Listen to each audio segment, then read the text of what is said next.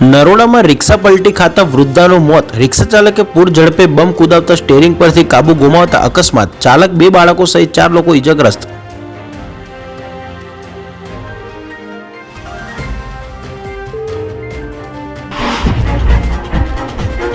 ગેરકાયદેસર હથિયાર સાથે યુવક ઝડપાયો। મહેસાણાના અલોડા ગામે એસઓજીની મોટી કાર્યવાહી। 25,000ની પિસ્તોલ સાથે શક્તિસિંહ ઠાકોરને ઝડપી પાડ્યો।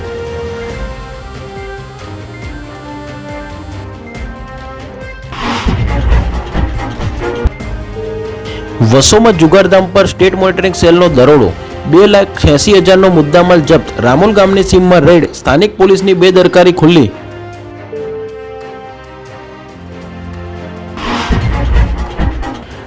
ભાયલી ગેંગરેપ કેસના 5 આરોપીઓને 31મીએ સજા સંભળાવાશે। સજા પર દલીલો પૂર્ણ। સરકાર પક્ષે આરોપીઓને ફાંસી અથવા અંતિમ શ્વાસ સુધી કેદ ફટકારવાની રજૂઆત।